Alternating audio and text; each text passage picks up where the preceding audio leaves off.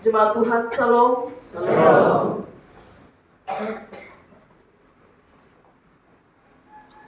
Kalau kita diutus Kristus untuk memberitakan kerajaan surga,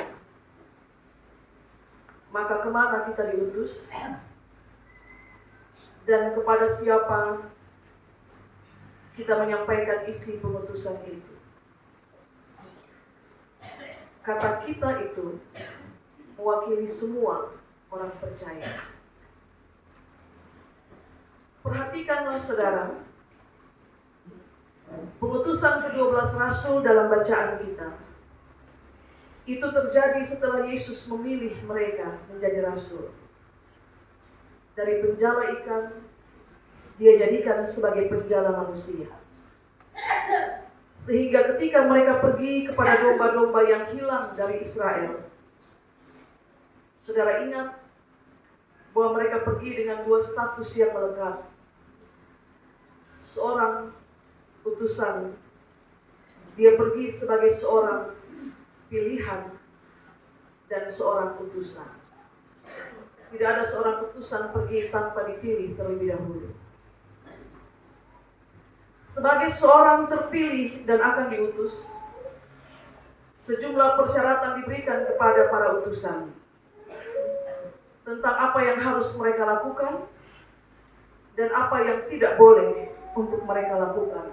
Karena memang demikian, setiap orang yang diberikan tanggung jawab untuk mengerjakan suatu tugas, dia harus bekerja dalam batasan yang telah ditetapkan baginya.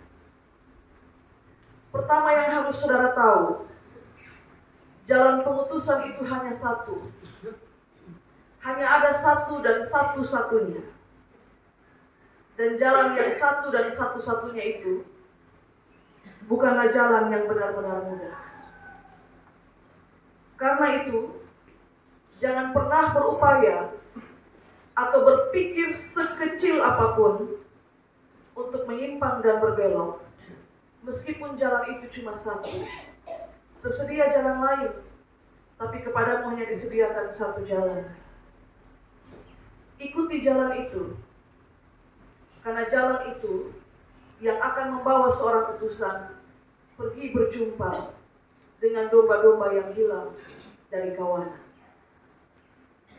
Maka sekarang kita bertanya, kenapa dalam bacaan kita para rasul hanya diutus kepada kawanan domba yang terhilang dari Israel? Mereka dilarang untuk menyimpang kepada jalan yang lain atau masuk ke dalam kota orang Samaria. Kenapa hanya melewati jalan yang satu dan satu-satunya itu? Mereka hanya diperkenankan untuk pergi dan cari mereka yang hilang dari kawanan Israel.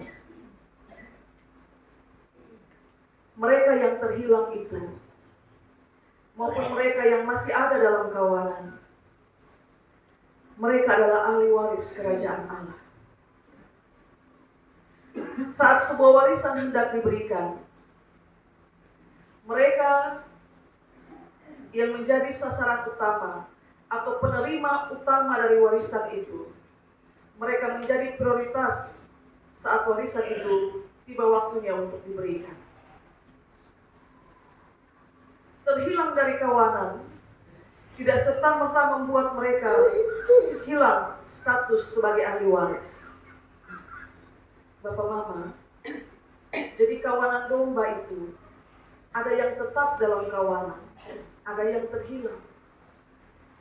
Para utusan itu diutus untuk pergi cari yang hilang-hilang itu.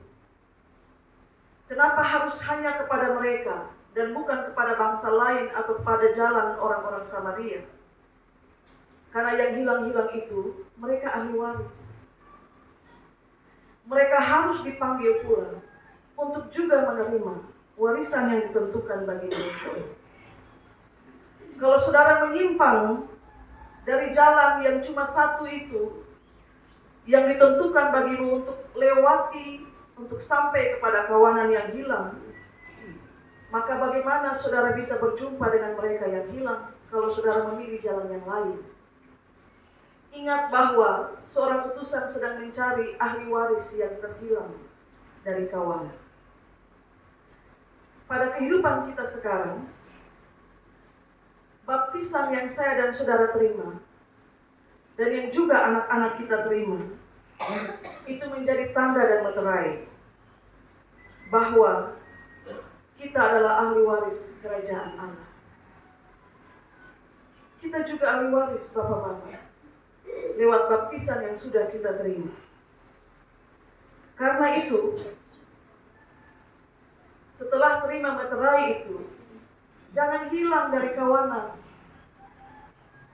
Jangan meninggalkan kawanan. Hiduplah dalam kesatuan kawanan.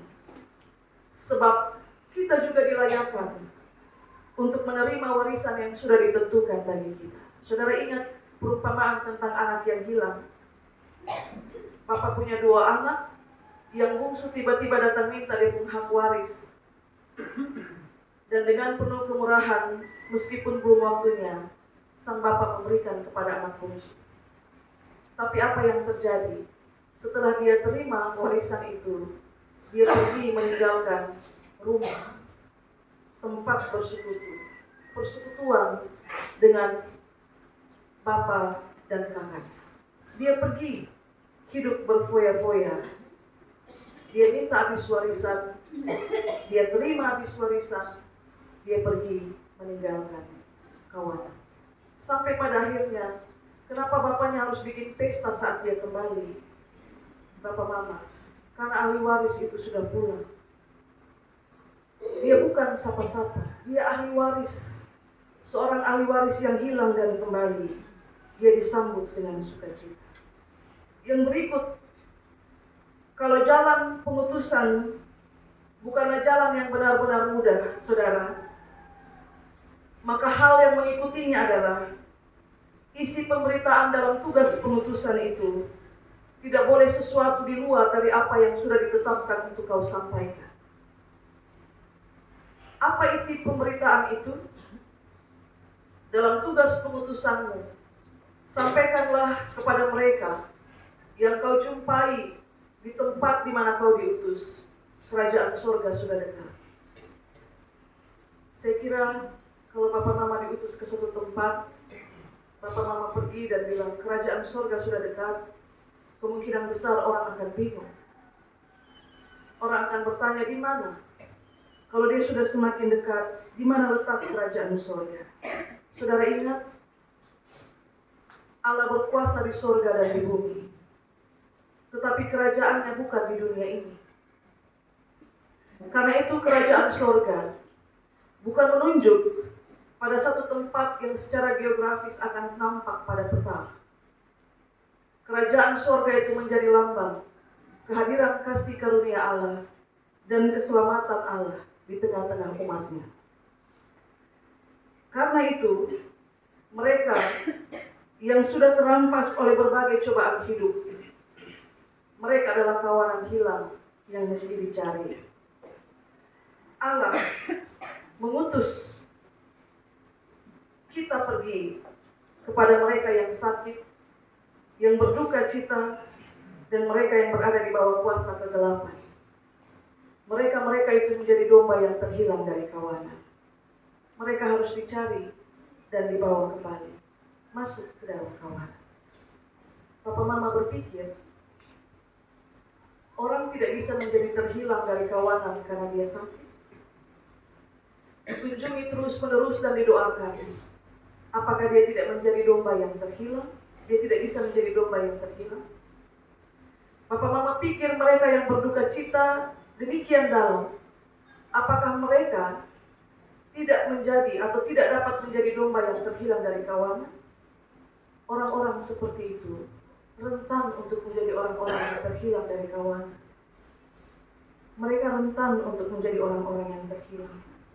Sakit yang berat dan berkepanjangan menggoda iman untuk menuduh Tuhan berbuat kurang adil. Saat orang lain di usia yang sama tetap kuat, tetap sehat, kenapa saya sakit?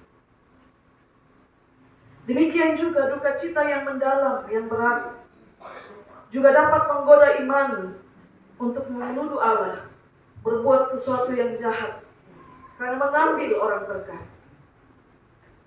Dan karena itu saudara perhatikan pada ayat yang ke-8, seorang utusan itu, dia tidak diutus pergi dengan tangan kosong. Tidak, Bapak Mama. Dia akan menempuh jalan yang tidak mudah. Dia akan berhadapan dengan domba-domba yang terhilang dari kawanan, yang juga tidak mudah sepertinya untuk dibawa pulang. Lihatlah bagaimana Allah memperlengkapi seorang utusan dengan kuasa dari surga. Dan Allah juga menyediakan segala sesuatu yang dia perlukan dalam perjalanan misi. Saudara-saudari yang terkasih, kalau Kristus mengutus kita untuk memberitakan kerajaan surga, kemana kita diutus? Dan kepada siapa kita memberitakan isi pengutusan? Kemanapun kita diutus, dan kepada siapapun kita memberitakan isi pengutusan, ingat baik-baik, kita tidak pernah diutus dengan kosong. Kepada kita diperlengkapi dengan kuasa, dan juga ketersediaan segala sesuatu yang kita perlukan saat kita ada dalam perjalanan misi. Maka kita belajar, Bapak Mama.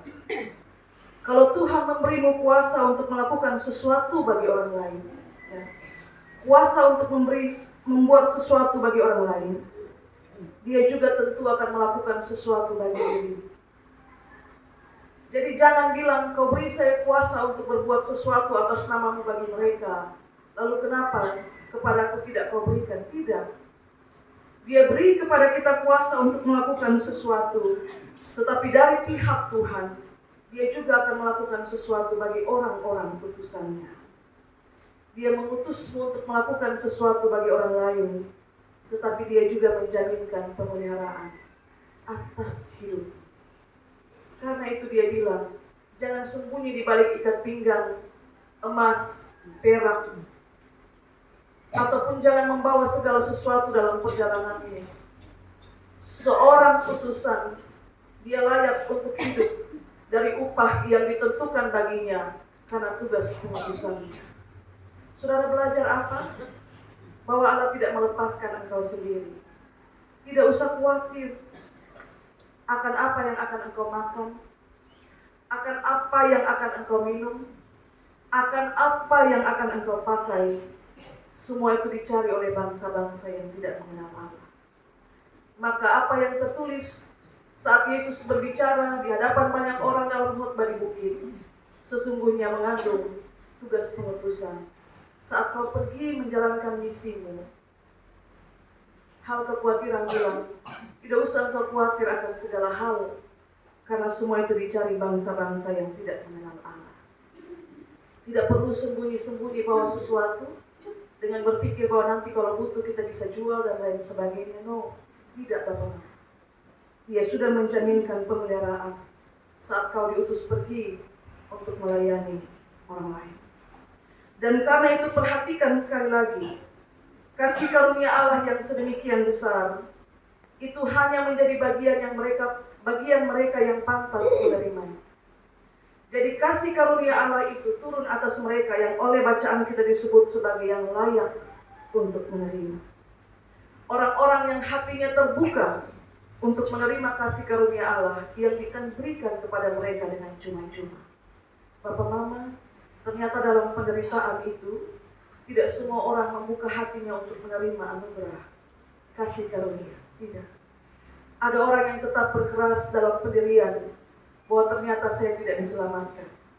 Dalam penderitaan dan kelemahan, sesungguhnya kita belajar untuk membuka hati, menerima kasih karunia Allah yang datang seperti dalam kesesuaian waktu Tuhan. Saudara, bacaan kita memberi penekanan, kalau kau masuk ke rumah orang, berilah salam.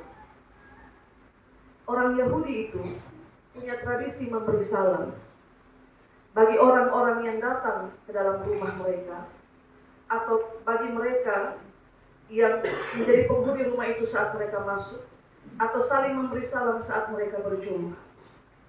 Kenapa mereka punya tradisi itu terpelihara sampai dengan hari ini? Karena memberi salam itu diyakini sebagai doa. Dan dalam doa itu terkandung berkat. Saat mereka mengucapkan salam, mereka mengucapkan berkat bagi rumah itu, bagi orang-orang yang diam dalam rumah itu, bagi orang-orang yang datang ke dalam rumah itu, dan bagi orang-orang yang mereka jumpai. Ketika mereka memberikan salam, dalam bacaan kita Yesus bilang, kalau orang itu layak untuk menerima salam itu, menerima ucapan berkat itu, menerima kasih karunia itu, maka anugerah itu sampai kepadanya. Tapi kalau orang itu didapati tidak layak untuk menerima salam itu, maka berkat itu kembali kepada sang utusan. Bapak Mama, apalagi yang kurang kalau ucapan berkat itu menjadi berkat saat diucapkan bagi orang lain, tapi kemudian juga menjadi berkat bagi dirimu saat orang lain didapati tidak layak untuk menerima berkat anugerah keselamatan itu. Ini ada kaitan dengan ayat 14, Bapak Mama. Jika orang menolak kehadiran dan kabar yang dibawa oleh seorang utusan, maka dia harus meninggalkan rumah itu atau meninggalkan kota itu dengan mengebaskan debu di kakinya. Dalam beberapa kasus kehidupan persekutuan, ada orang-orang juga melakukan hal yang demikian. Baku sayang, tiba-tiba bermusuhan, lalu saling meninggalkan, tapi sebelum meninggalkan, ada yang mulai duduk, kebas kaki dulu baru pergi jalan. Apa maksudnya, Bapak-Bapak? Kita melakukannya, apakah kita paham dengan perintah Yesus sebelum meninggalkan tempat itu, kebaskan dulu debu dari kakimu.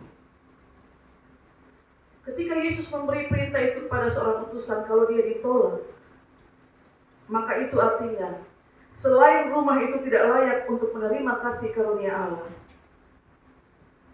tapi ketidaklayakan itu juga dipandang sebagai kenajisan atau kekafiran. Sehingga debu dari kediaman orang kafir atau kediaman orang-orang najis tidak pantas untuk mereka bawa serta saat mereka meninggalkan rumah atau kota itu untuk pergi menjalankan tugas pengutusan ke tempat yang lain. Orang Yahudi itu percaya bahwa kekafiran dan kesucian itu tidak bisa bersatu. Saat mereka keluar dari tanah kafir, sebelum masuk ke tanah suci, debu-debu kekafiran yang ada pada mereka harus ditinggalkan di situ. Kesombongan orang-orang yang menolak mereka jangan dibawa serta, artinya jangan bawa serta juga sakit hatimu karena ditolak. Tinggalkan di situ, pergi untuk wartakan kabar pengutusan ke orang-orang yang layak untuk menerima. Bapak Mama, saudara-saudara, kita belajar apa dari rangkaian panjang tentang kisah pengutusan para rasul? Setiap orang itu menjalankan tugas pengutusannya masing-masing, ke tempatnya masing-masing, tapi dengan satu misi yang sama, yaitu untuk memberitakan kerajaan surga kepada setiap orang yang berbeban berat.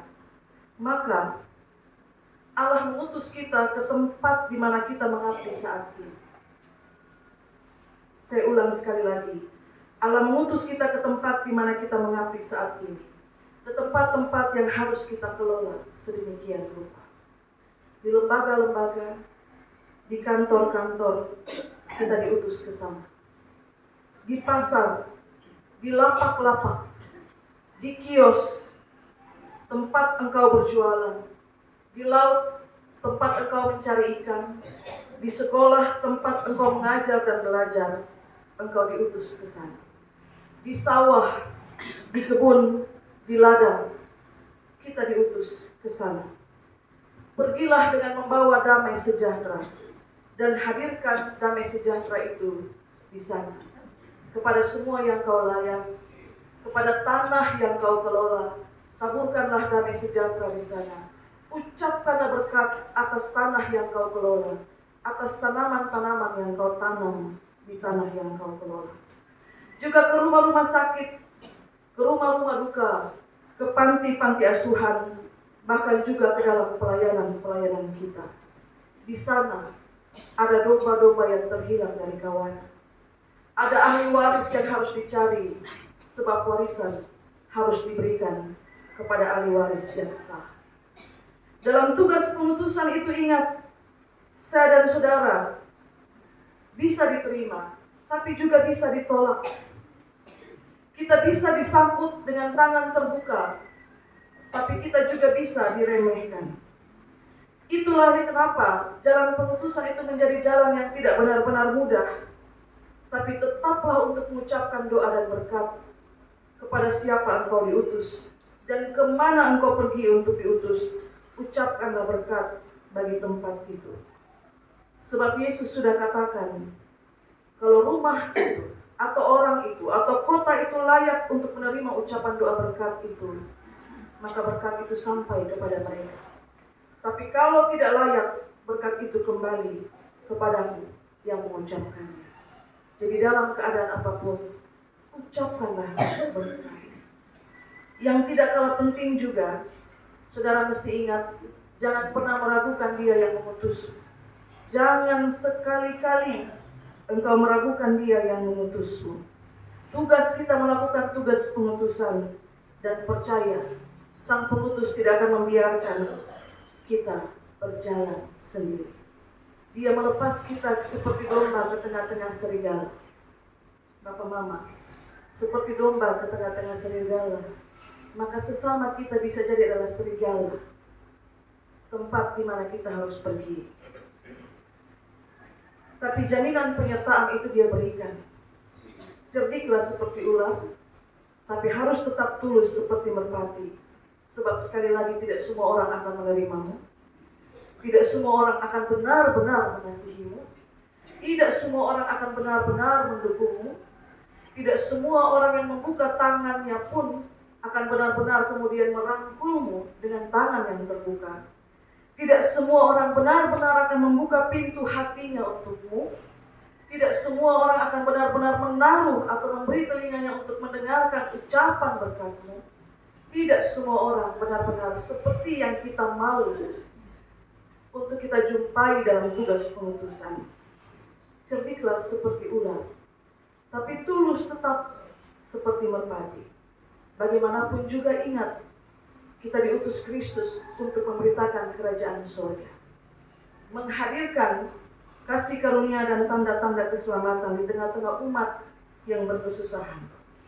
Dimanapun engkau diutus, beritakanlah kerajaan surga melalui sikapmu, melalui tutur katamu, dan juga melalui doa-doa. Karena itu jangan sering terlalu banyak bertanya, kenapa saya ditolak? Sekali dua kali waktu coba berpikir, jangan-jangan penyampaian saya tidak seperti yang saya tunjukkan dalam sikap hidup saya, sehingga saya ditolak. Tuhan berkati kita dengan firman-Nya. Amin.